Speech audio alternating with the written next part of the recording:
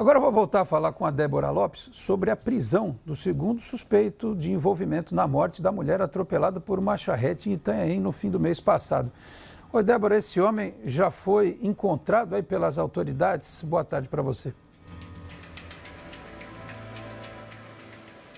Oi, Alex. Boa tarde novamente. Isso mesmo. O Fabiano Elárico, de 29 anos, segundo suspeito preso por envolvimento no atropelamento que resultou na morte da turista Thalita Oshino, de 38 anos, na faixa de areia de Peruíbe, ela que passeava de bicicleta por ali com uma amiga, né, bem perto da divisa com Itanhaém, e acabou atropelada, né, por uma charrete. Ele foi preso na tarde da última sexta-feira em São Bernardo do Campo, cidade do ABC Paulista, na Grande São Paulo. Como que a polícia chegou até ele? Os policiais da DIG, a Delegacia de Investigações Gerais aqui de Itanhaém, que estão debruçados nas investigações desde que esse atropelamento aconteceu, eles levantaram um possível endereço onde o Fabiano estaria, acionaram então os policiais civis de São Bernardo do Campo, que foram até o local e conseguiram encontrar esse homem de 29 anos. Ele já tinha, né, um mandado de prisão preventiva expedido pela segunda vara criminal de Peruíbe contra ele, e, portanto, os policiais de São Bernardo apenas executaram, né, cumpriram esse mandado e fizeram a prisão. Na sequência, ele foi levado para a DEIC de São Bernardo do Campo, onde permanece à disposição da Justiça. Como eu falei, ele já é o segundo suspeito preso nesse caso, né, nessas investigações. O primeiro a ser preso foi o Rudney Gomes Rodrigues, de 31 anos, justamente o condutor da charrete que atropelou a Thalita. Ele foi preso no dia 29 de março, na época era uma prisão temporária, e ele teve a prisão preventiva convertida pela Justiça e segue na cadeia de Peruíbe, também à disposição da Justiça. Esses dois presos, né, tanto o Rudney quanto o Fabiano, segundo as investigações, eram os dois charreteiros que disputavam a corrida no momento em que a turista Thalita foi atropelada pela charrete conduzida pelo Rudney, né? Esse atropelamento aconteceu no dia 23 de março passado. A gente conversou com o doutor Arilson Veras, que é o delegado responsável por essa investigação, e ele falou para a gente um pouco mais sobre essas prisões. Vamos ouvir.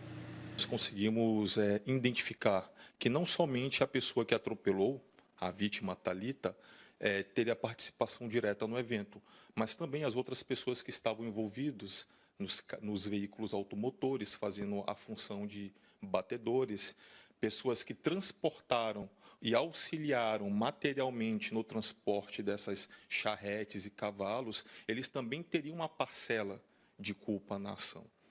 Entre elas, a esposa da primeira pessoa que foi detida. A captura foi feita pela delegacia do DEIC de São Bernardo do Campo. Ele continua preso em São Bernardo do Campo, à disposição da Justiça. A prisão ela é preventiva. Nós já concluímos as investigações. Então, agora, eles estão à disposição da Justiça.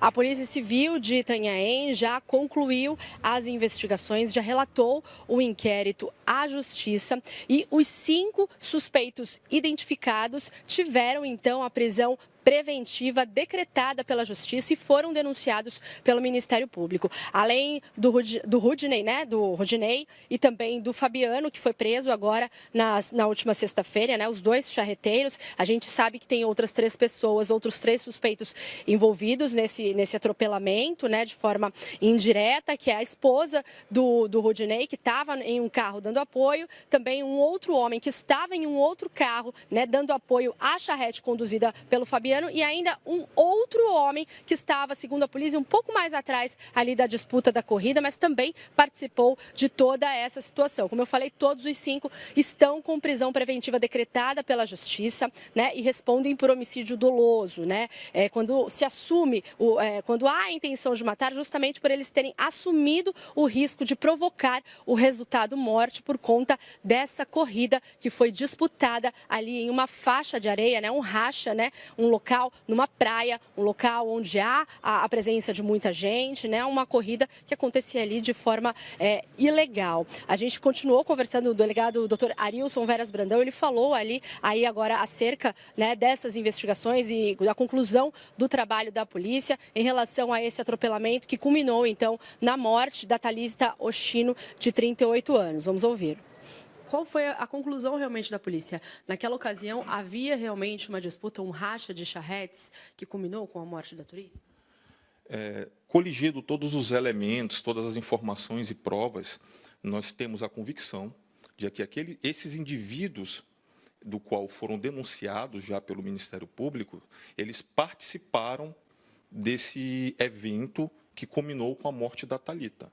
Eles, ali, naquele momento, pelo que nós averiguamos, eles estavam praticando uma espécie de corrida, um racha, uma disputa. Uns deles falam que apenas estavam testando o animal, conhecendo a charrete, que era uma charrete nova ou outra. Então, o certo é que eles estavam praticando ali uma corrida num local totalmente inadequado, um local onde é frequentado por banhistas, moradores, pessoas de comunidades indígenas adjacentes, crianças, ciclistas. E, em razão disso, dessa corrida, houve o evento trágico com a Thalita. No momento, pelo que nós apuramos, haviam 2 charreteiros principais, que estariam em uma espécie de disputa ou corrida. Porém, essas pessoas que estavam com as charretes e com os cavalos esses de uma raça chamada American Trotter, cavalos típicos de corridas para esse tipo de charrete, na frente deles haviam 2 veículos automotores que estavam sendo conduzidos, um pela esposa do primeiro preso e o segundo por uma pessoa que pertence a um Aras. Então, dentro desse contexto que nós apuramos, esses indivíduos que, de alguma forma, participaram deste ato totalmente ilícito, eles terão que responder judicialmente na medida da sua culpabilidade. Alex, e assim como esse segundo suspeito preso, né, a Thalita Oshino, de 38 anos, ela também morava em uma cidade da Grande São Paulo, né? Ela estava aqui na região a passeio quando foi violentamente atropelada por essa charrete em alta velocidade. Ela foi socorrida em estado grave. Obrigado, Débora, pelas suas informações. Olha, eu não sei dizer se existe algum esporte oficial corrida de charrete. Isso era no tempo dos romanos, né, que tinha corrida de biga. Mas corridas com animais, você tem regras para o turf, para o hipismo. Esses animais são bem cuidados, existem regras, né? São ambientes fechados. Na praia, a céu aberto, né? Onde, inclusive, o delegado citou, as pessoas circulam por ali, de bicicleta, caminhando à beira-mar ou simplesmente sentadas ali numa cadeira de praia. Faixa de areia não é lugar para moto correr, carro correr, porque tem gente também que, né, vira e mexe a gente vê umas notícias, o carro estava lá na beira, a maré subiu, o carro ficou lá, né, a maré quase que leva o carro embora. Charrete nem se fala. Vocês viram aí nas imagens recuperadas de algum tempo atrás, a velocidade que esses cavalos imprimem, né, nas respectivas charretes, coloca em risco também a vida de quem está ali dirigindo essa charrete. Então, sirva de lição, infelizmente precisa ter a morte de uma pessoa para a gente ter acesso a esse tipo, porque muita gente não sabia que isso aí existia, né? Para que se criem barreiras legais para evitar esse tipo de situação. Prefeitura de Itanhaém, parece que em Peruíbe também acontece, as prefeituras do Litoral Sul precisam ficar atentas, a polícia, guardas municipais, porque a gente não pode esperar acontecer uma outra morte e isso se repetir. Então, como eu disse, não sei se existe um esporte oficial, mas que criem regras para ambiente fechado, com a responsabilidade de cuidar bem desses bichos. Se o cara quer viver a emoção da velocidade, que ele faça em outro lugar, não onde ele pode atingir um outro ser humano e tirar a vida dele.